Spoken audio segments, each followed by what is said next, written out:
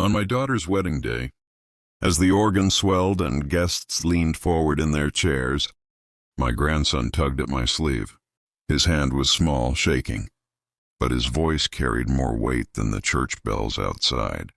"Grandpa, you have to stop this wedding." For a moment, my mind froze. My name is Thomas, and in 60 years of living, I thought I had seen everything: love, betrayal, grief, even war. But nothing prepared me for the panic I heard in Leo's trembling whisper. The world around me blurred. Flowers lined the aisle. Guests smiled, phones ready to capture the vows. My daughter Nancy glowed in her gown, radiant as any bride. Beside her stood Wayne, the man she swore was her future. To everyone else, he looked perfect. But to Leo? To my grandson? He was danger. I leaned slightly, whispering back, "What do you mean, Leo?" Leo's wide eyes brimmed with fear. "Grandpa, he's not who he says he is." My heart skipped. My palms went cold. The organ notes faded into nothing but static in my ears. I wanted to demand more. But the priest's voice boomed, "We are gathered here today." The ceremony had begun. Everyone was watching. And I, Thomas, the father of the bride, the man meant to walk her proudly into a safe future, was chained to the pew by my grandson's whisper. The truth is, I had felt something off long before this moment. The night before, we'd all gathered at Lakeview Grill, a little upscale restaurant Nancy insisted on. She wanted everything perfect, even the rehearsal dinner. Wayne pulled out my chair with a too-wide smile, like he was auditioning for the role of perfect son-in-law. But when I shook his hand, I felt it, the limp, dismissive grip, the glance that slid past me like I wasn't worth the time. "Good to see you, Mr. Thomas," he'd said smoothly. But his eyes had already shifted to the waiter. "Can we get service here?" He snapped his fingers. Snapped. I'd been in boardrooms with billionaires who showed more respect to a janitor. Nancy noticed my frown. "Dad," she whispered, "he's just nervous." But was he? I'd seen nervous men. This wasn't nerves. This was entitlement. A man too polished, too practiced, like he'd rehearsed every smile in the mirror. And when Nancy excused herself to the restroom, Wayne leaned in across the table. His tie caught the dim light as he smoothed it against his chest. "She deserves the best," he said with a smirk. "I won't let her settle." For a second I thought he meant it kindly, until his eyes cut into me. It wasn't a vow. It was a warning. Back in the church I sat stiff, Leo's whisper looping in my skull. "Stop this wedding. He's not who he says he is." But what could I do? Stand up in the middle of vows? Shout accusations with nothing but a child's whisper as evidence? My daughter would hate me forever. The guests would think I'd lost my mind. So I swallowed my panic. For now. Wayne slid the ring onto Nancy's finger. Cameras flashed. Guests sighed in delight. And as Wayne leaned down to kiss my daughter, I caught Leo's eyes again. He shook his head, lips pressed tight. The boy wasn't joking. He wasn't confused. He was terrified. That kiss sealed more than vows. It sealed my resolve. I would find out what Leo knew tonight, before Wayne could tighten his grip on my daughter's life. Because deep in my gut, I already suspected the truth. This man was a predator, and predators don't stop until someone stops them. The reception was a blur of clinking glasses and forced laughter. The Lakeview Grill had been transformed into a ballroom, chandeliers glowing over polished wood floors. Nancy was radiant, Wayne attentive, never leaving her side. To the guests, it was a fairy tale. But I watched closer, too close. Every toast, every laugh. Wayne's eyes darted, scanning the room, assessing, calculating. He wasn't celebrating. He was measuring. When the waiter poured champagne at our table, Wayne didn't look at Nancy's glass. He looked at mine. And for a split second, I swear, his smile faltered. That's when Leo leaned close again. "Grandpa, Please, tonight, don't let her leave with him. I put my hand over his, steadying him. Tell me everything you know, I whispered. He glanced around, making sure Wayne was distracted greeting guests. Then he leaned in, voice shaking. I saw him. Last night. He had 2 phones, Grandpa. He was talking to someone. About money. Big money. And he said after the wedding, he'd finally get it. My blood turned cold. 2 phones. Secret conversations. After the wedding, I'll finally get it. Leo's words echoed in my mind as the music started and Wayne pulled Nancy to the dance floor. The guests cheered. Cameras flashed. But my grandson's whisper was louder than all of it. And I knew this was only the beginning of a nightmare. That night, as laughter rang across the reception hall, I slipped outside, pulling out my old phone. My fingers trembled as I typed Wayne's name into a search bar. And when the results loaded, my breath caught in my throat. The face staring back at me wasn't just familiar. It was infamous. The glow of my phone's screen was harsh against the soft night. My thumb hovered frozen as I stared at the search results. Daniel Royce. Not Wayne. Not the charming man who had just married my daughter. A con man, a fugitive. The headlines screamed louder with each scroll. Daniel Royce, master of disguise, wanted for fraud across 3 states. Millions missing after investment scam. FBI issues warrant, conman believed to be in hiding. The photo accompanying the articles was a younger version of the man inside, but there was no mistaking it. The same angular jaw, the same too-perfect smile. Even the way his tie was knotted in one article photo matched how Daniel had smoothed his tie at dinner the night before. My pulse hammered in my ears. My daughter wasn't married to a man. She was shackled to a lie. My pulse hammered in my ears. My daughter wasn't married to a man. She was shackled to a lie. Behind me, the reception thundered on. Music, laughter, the clink of champagne glasses. Guests toasted to a bright future while I stood outside, clutching my phone like it was burning my hand. Nancy's laugh drifted through the open doors, sweet, joyful, oblivious. The sound cut me deeper than any headline. I wanted to storm in, slam my phone on the table, and shout the truth for all to hear, but I couldn't, not yet. One thing I knew after decades of life: timing mattered. If I stood up now with only an internet article in my gut, Nancy would look at me like she had before, like I was paranoid. She'd cling tighter to Daniel, defend him, accuse me of trying to ruin her happiness. And if Daniel, sensed I was onto him too early, he'd vanish before the night ended, dragging Nancy into God knows what. I needed leverage. I needed evidence that even Nancy couldn't ignore. And I knew where to find it. Inside, I spotted Leo sitting at our table, poking absently at his cake. The boy's eyes flicked toward the dance floor, toward Wayne, then back down. His small fingers drummed against the plate, restless, anxious. I slipped into the chair beside him. "Leo," I said softly. He looked up, startled. Relief washed over his face when he saw it was me. "Grandpa," I leaned in, lowering my voice. "You were right. About him. I found something. Online." I slid the phone across the table discreetly. The photo of Daniel Royce glared back from the screen. Leo's eyes widened. "That's him. That's him, Grandpa. I told you he's not who he says he is."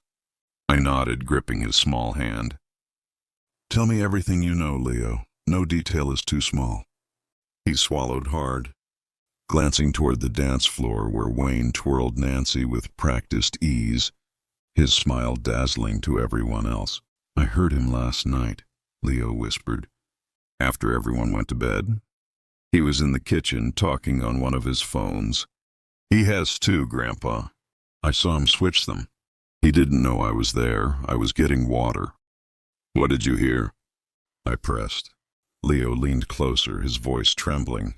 "He said After the wedding, it's done. The accounts will be mine. And then he laughed. It wasn't like a happy laugh. It was scary. A chill spread through me. Accounts, money, of course. And that's not all, Leo continued, fidgeting with his fork. I saw papers in his bag. I only got a quick look, but there were numbers, lots of numbers, and names. He shoved them back inside when he saw me. He got mad, said kids shouldn't snoop. I squeezed his hand. You did the right thing, Leo. You saved your mom tonight. The boy's eyes searched mine. But what are we gonna do, Grandpa? If Mom finds out, she'll be so mad. She doesn't believe us. I looked across the room. Nancy's face glowed as she clung to Daniel's arm, her smile wide and trusting. My heart ached. She'd built her world around this man, and in one night I'd have to break it apart. We'll show her proof, I said firmly. She won't be able to deny it. Leo nodded, though his hands were still shaking. A cheer erupted as Wayne, Daniel, clinked his glass for attention. He guided Nancy to the center of the room, raising his champagne. To my beautiful wife, he began, his voice smooth, confident, carrying across the hall, the love of my life, the woman who makes me complete. Guests cooed, applauded. Cameras flashed, but his eyes weren't on Nancy. They scanned the room, sharp and assessing, landing on me for a fleeting second. His smile faltered just slightly. I forced a smile back, though my chest burned. Did he know? Did he sense the shift? Leo's hand tugged at my sleeve.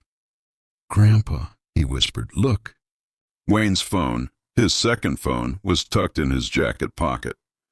For a brief moment, when he reached for Nancy's hand, the screen lit up.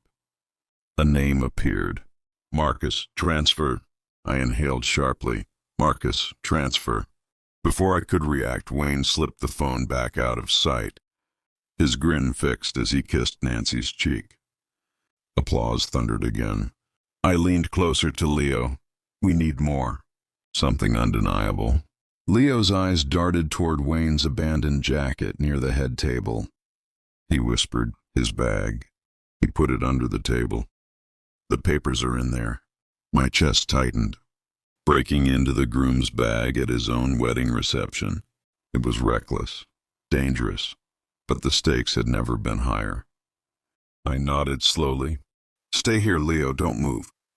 The band struck up another lively tune as guests flooded the dance floor. Chairs scraped, glasses clinked.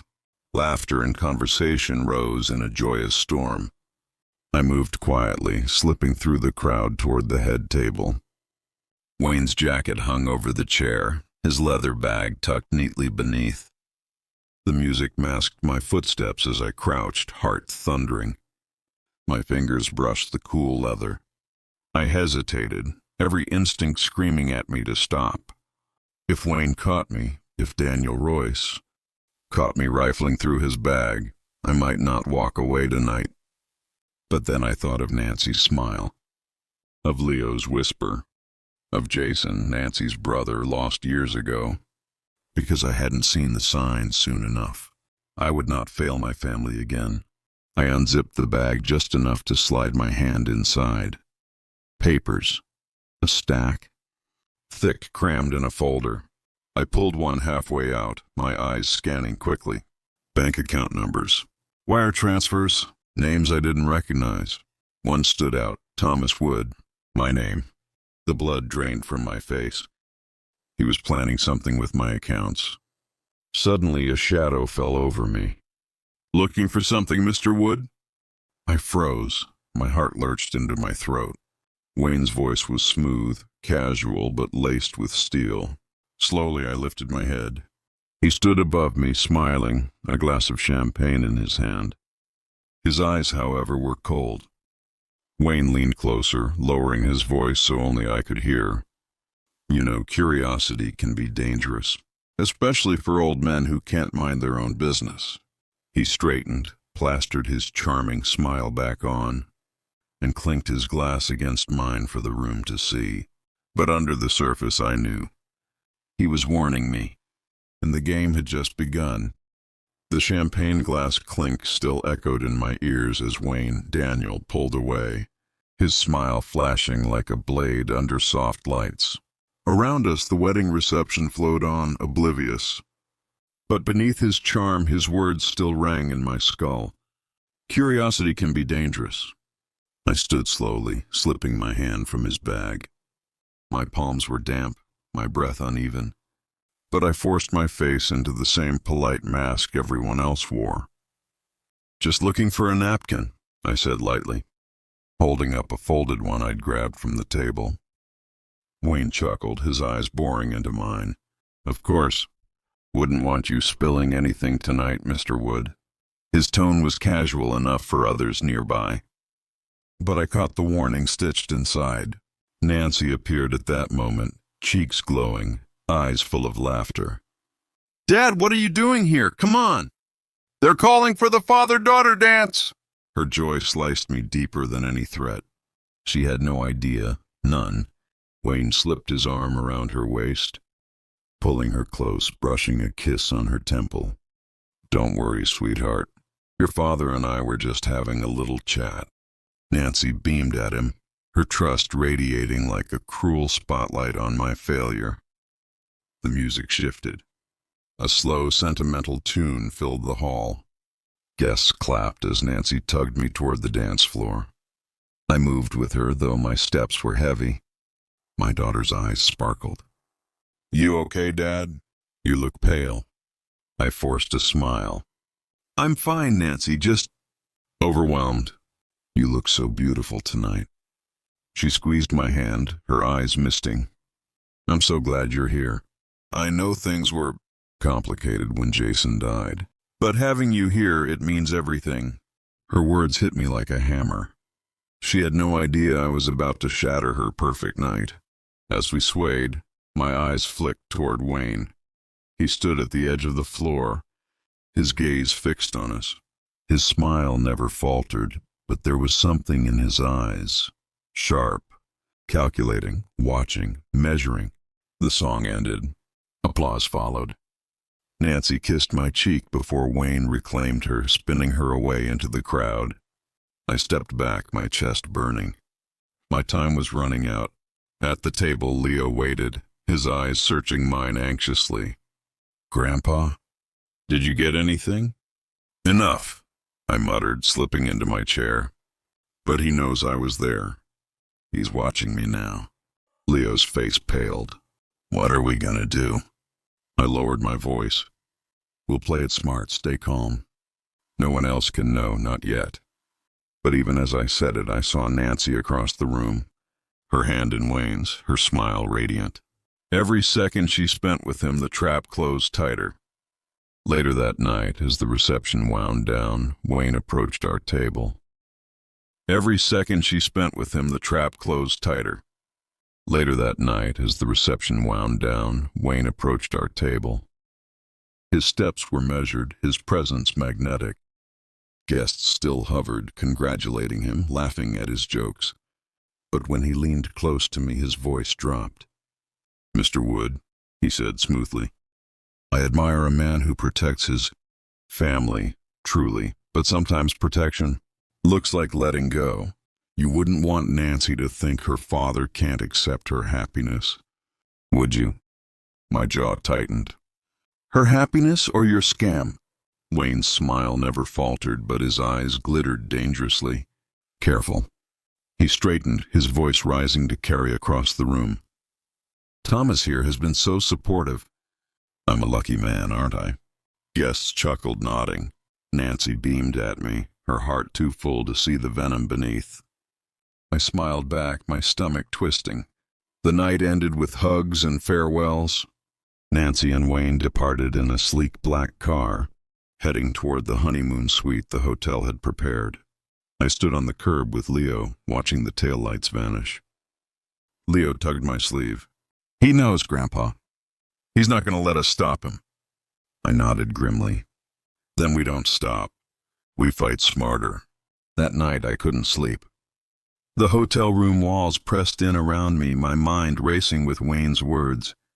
I replayed the documents I'd seen, the bank accounts, my own name scribbled among them. He wasn't just planning to rob Nancy. He was planning to use me. The thought kept me awake until dawn.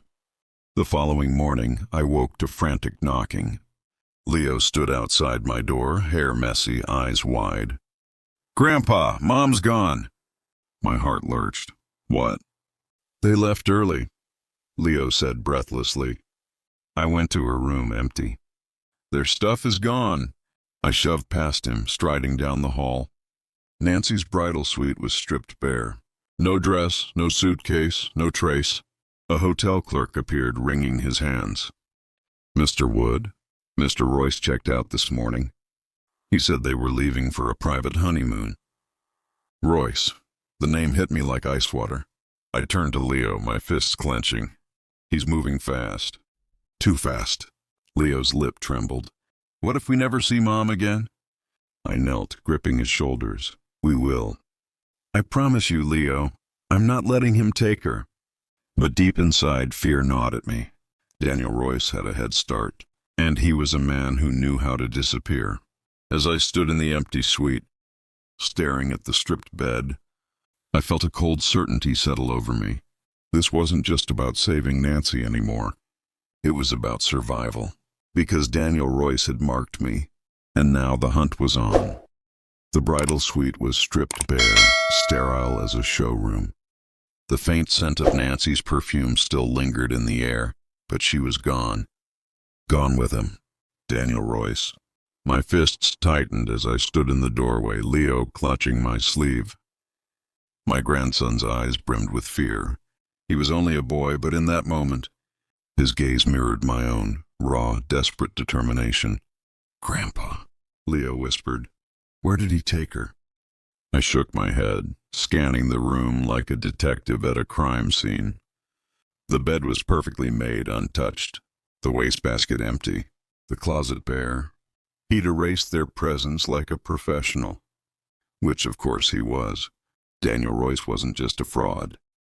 He was a ghost, but ghosts always leave traces. I called the front desk, demanding details.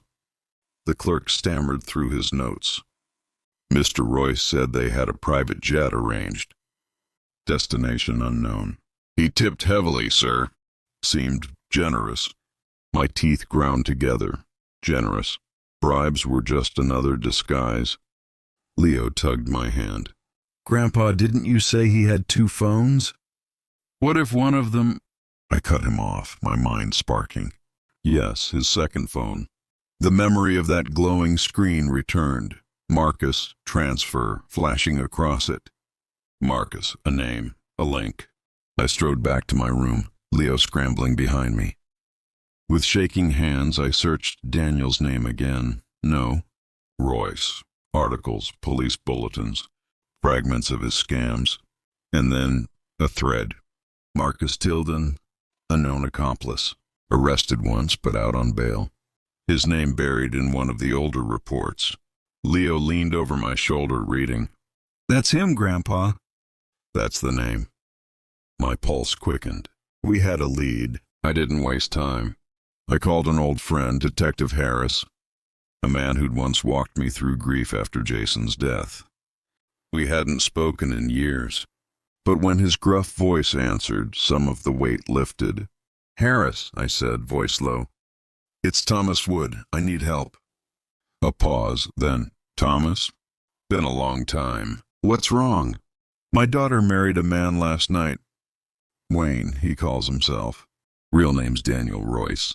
The silence that followed was heavier than any words. Then Harris muttered, "Damn it." "I've heard that name. He's dangerous, Thomas." "You're saying your daughter?" "Yes, she's with him now, and I think he's already planning his next move. I found documents, bank accounts, transfers, with my name on them." Harris swore under his breath. "Listen to me. Do not confront him alone. Royce isn't just a scam artist, he's ruthless. If cornered, he'll burn everything down, including your family." "I don't have the luxury of waiting," I snapped. "Nancy is with him right now." Harris exhaled slowly. All right, I'll see what I can dig up.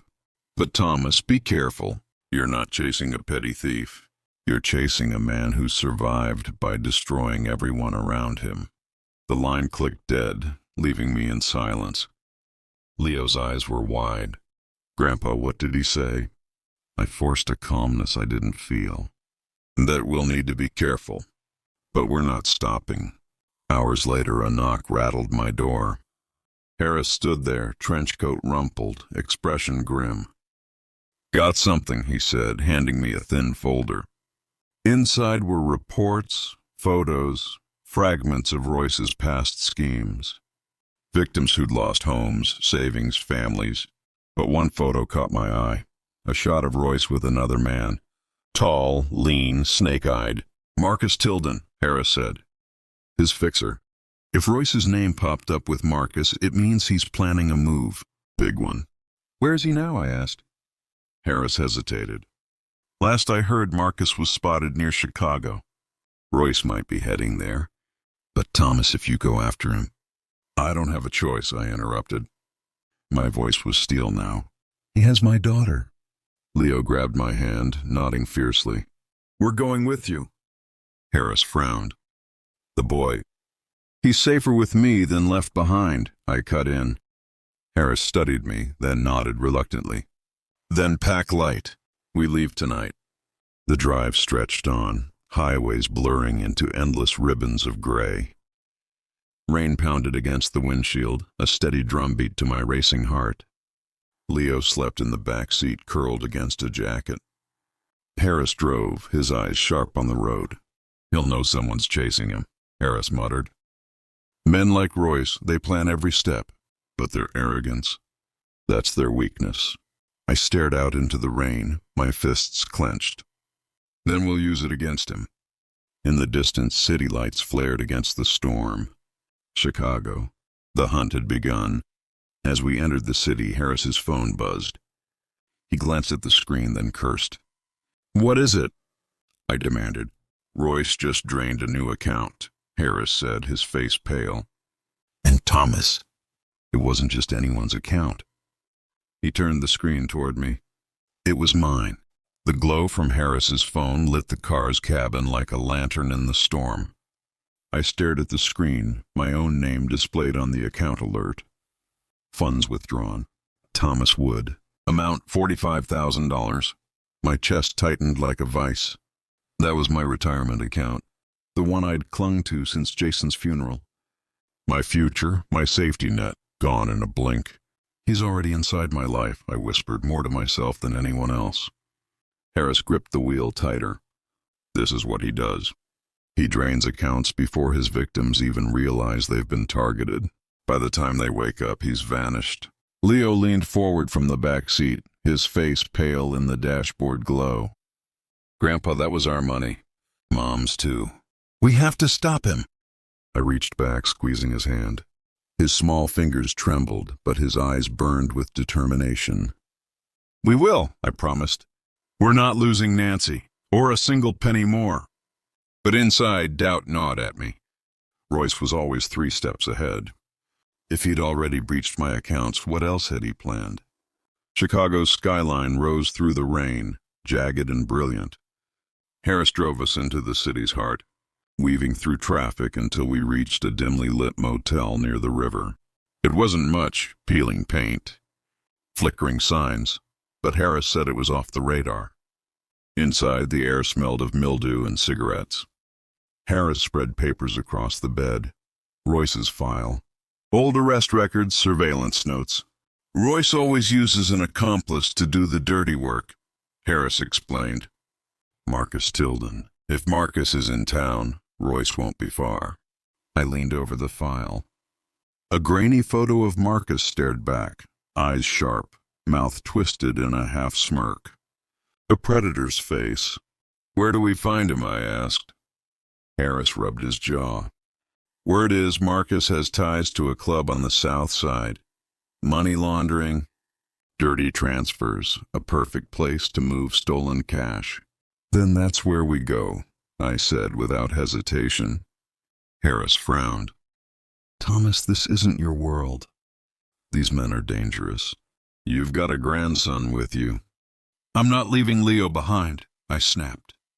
Royce won't hesitate to use him if he gets the chance. Harris studied me, then sighed. All right, but you stay close, and you let me lead. That night, the club pulsed like a living heart. Neon lights bled into the wet pavement. Bass thumped through the walls, and shadows shifted at the doors where bouncers frisked patrons. We slipped inside, swallowed by smoke and sound. The air was thick with sweat, perfume, and something sour beneath it all. At the bar, Harris leaned close to the bartender, slipping him a folded bill. Looking for Marcus, he murmured. The bartender's eyes flicked toward the back. Booth corner, don't say I told you. I followed Harris's gaze. There he was. Marcus Tilden. He sat in the shadows, a glass of whiskey in hand, phone on the table. His eyes scanned the room lazily. But there was nothing lazy in the way his fingers tapped the glass. Steady. Controlled.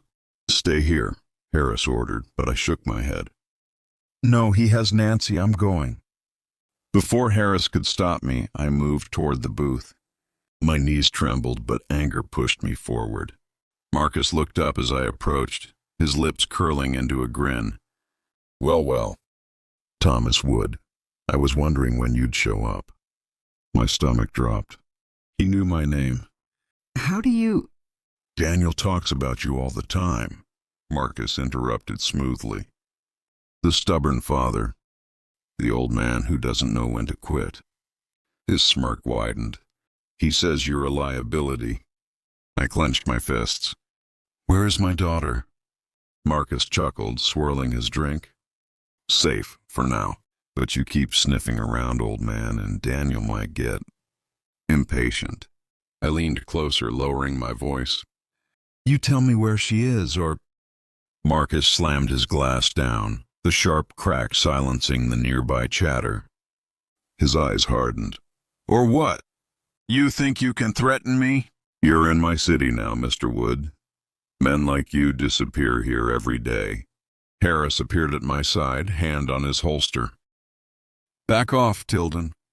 Marcus smirked, raising his hands in mock surrender. Detective Harris. I thought I smelled law in the room. He stood slowly, towering over me. Tell you what, old man. You want your daughter? Stop chasing. Walk away while you still can. Daniel's already won. He leaned in so close I felt his breath. And if you don't, the next time you see Nancy, it won't be in a wedding dress. It'll be in a coffin. My blood turned to ice. The bouncers shifted, sensing tension. Harris's hand twitched near his gun. But Marcus just smirked again, slipped a bill onto the table, and strolled toward the back exit. I collapsed into the booth, my chest heaving. Leo's words echoed in my head. We have to stop him. Harris muttered. He's baiting us. He wants you scared, Thomas. Well, he succeeded, I said, staring at the door Marcus had vanished through. But fear doesn't stop me. I'm not letting Nancy die in his hands. Later that night, back at the motel, Harris traced Marcus's movements through contacts. He's meeting Daniel tomorrow, Harris said. Downtown. Some kind of transfer. If we catch them together, we'll have leverage. Leo sat cross-legged on the bed, his face pale but determined. Grandpa, what if they find us first? I looked at him, then at Harris. They already have, I whispered, holding up my buzzing phone. An unknown number. A message. Stop chasing. Last warning. And attached, a photo. Nancy blindfolded. The phone slipped from my hands. My daughter's face, pale beneath the blindfold, burned into my eyes. Harris swore under his breath. Leo grabbed my arm, voice shaking. Grandpa, what do we do now? I forced myself to breathe, though the walls closed in. We fight, I said, my voice low, steel forged from fear. We go straight into the lion's den. And in my gut, I knew Daniel Royce had just declared war. The photo haunted me. Nancy's face pale beneath the blindfold, lips parted in fear. My daughter. My little girl. I clenched the phone so hard my knuckles ached. Daniel Royce wasn't just a con man anymore. He was a predator with his claws sunk into my family. Harris paced the motel room like a caged tiger, his jaw tight. This changes things. This isn't fraud anymore. This is abduction. Leo sat stiffly on the bed, eyes glued to the photo on my phone. His small hands shook as he whispered, "Mom looks so scared, Grandpa." I knelt in front of him, taking his hands. "Listen to me, Leo. We are going to get her back. No matter what it takes. But you have to be brave." "Can you do that?" His lip trembled, but he nodded. "I can." Harris pulled out his notepad, scribbling furiously. "Royce wants us scared. The photo is leverage. He's trying to control the board." He looked at me, eyes sharp. "But we're not playing his game. We set the rules now." "How?" I demanded. "By anticipating him. Men like Royce thrive on control, but they're arrogant. They leave cracks. Marcus mentioned a transfer, right? Downtown, that's our window." I remembered the papers I'd seen in Royce's bag, the accounts, the numbers, my name scrawled among them. "The transfer is money," I muttered. "But if Nancy's tied to it somehow." "Exactly," Harris cut in. "He's using her as insurance. He won't risk losing her until the deal's complete, which means we have a narrow shot to intercept." I looked at Leo. His eyes were wide, but burning with something fierce. Determination. "We're going after him," I said. The next morning, the city felt different. Gray skies hung low, the streets slick with rain. Harris drove us into the downtown core, weaving between glass towers that loomed like watchful giants. "Marcus won't meet Royce in a public place," Harris said, scanning the streets. "Too risky.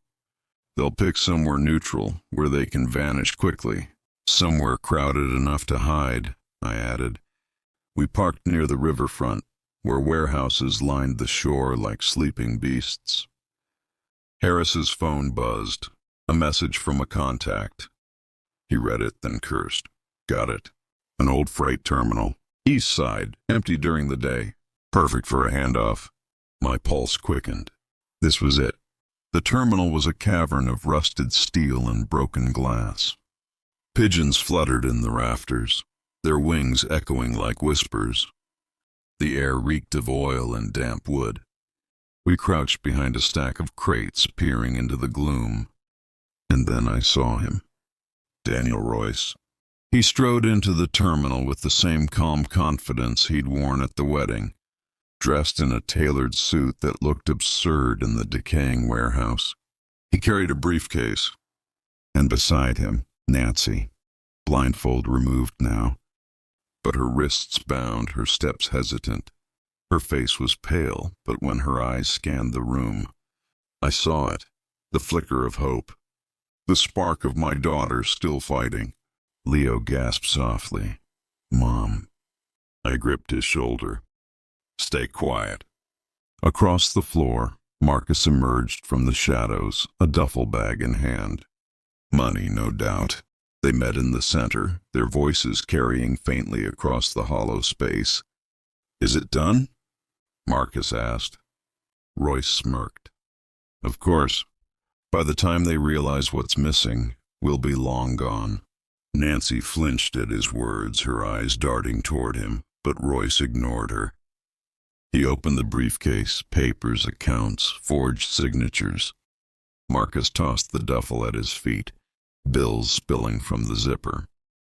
A chill ran down my spine. This wasn't just fraud.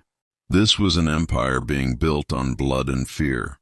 Harris motioned to me, his voice a whisper. "We need evidence, photos, video. If we nail them in the act, we can bring the FBI down on them." But my eyes never left Nancy. My daughter standing there, bound, trembling. Evidence be damned. I couldn't just watch. I shifted, rising from behind the crates. "Thomas, no!" Harris hissed, grabbing at my arm. But it was too late. "Royce!" I shouted, my voice echoing through the cavern. Every head snapped toward me. Nancy's eyes widened. "Dad!" Leo scrambled to my side, his small hand gripping mine. Royce's smile spread slowly like a snake coiling. "Well, well, the old man and the boy. You just don't know when to quit, do you? You just don't know when to quit, do you?" Marcus's hand slipped inside his coat. A gun glinted. "Stay back!" Harris barked, stepping out with his own weapon raised. "Chicago PD, drop it!" Chaos erupted. Marcus drew. Harris fired, the crack of gunfire shattering the still air. Pigeons exploded upward, wings thrashing. I ran. My legs burned, but adrenaline pushed me forward. Toward Nancy. Toward my daughter. Royce grabbed her, dragging her back, his arm clamped around her throat. His calm mask was gone now, replaced by raw fury. "You think you can take her from me?" He snarled, his voice echoing. "She's mine. She belongs to me now." Nancy struggled, tears streaking her face. "Dad!" My heart thundered, my throat raw. "She's not yours, Royce. She never was." He sneered, tightening his grip. "Then she dies with me." The gunfire raged. Harris shouted commands. Marcus fled into the shadows. And in the center of it all, Daniel Royce pressed a blade against Nancy's throat, his eyes locked on mine. "Your move, Thomas," he hissed. The warehouse seemed to hold its breath. And in that heartbeat I knew, one wrong step and I'd lose her forever. The warehouse held its breath. Nancy stood frozen, Daniel Royce's arm clamped around her, a knife gleaming at her throat. Her eyes darted between me and Leo, wide with terror but blazing with a desperate plea, "Don't let him win." Royce's smirk twisted into something darker. "Your move, Thomas. One wrong step, and her blood's on your hands." I took a step forward, slow, careful, my hands raised. "You don't want to do this, Royce." "Oh, I want to," he hissed, pressing the blade closer. A thin line of red welled on Nancy's neck. My stomach dropped. Behind him, Harris crouched behind a steel pillar, his gun trained on Marcus, who crouched back with his weapon. Their standoff hung like a taut wire, ready to snap. And Leo, my grandson, clung to my leg, his small body trembling but his jaw clenched tight. "Don't hurt her," he whispered, staring at Royce with a hatred far too old for his years. "Let her go," I said, my voice steady despite the storm inside me. "Take me instead." "You want leverage? I'm the one who ruined your little game." "You can't touch her, Royce. Not if you want to keep control." Royce barked a laugh, bitter and jagged. "Control? You think this is about control? It's about loyalty. Nancy was mine. She was supposed to choose me, and she did until you poisoned her. You couldn't stand that she wanted a man better than you." Nancy cried out, her voice hoarse. "You're not better, Daniel. You're nothing but a monster." His face twisted with rage. He jerked her tighter, his knife trembling. That tremble, it was small, but I saw it. He wasn't as steady as he wanted us to believe. Harris shouted from his cover, his voice sharp.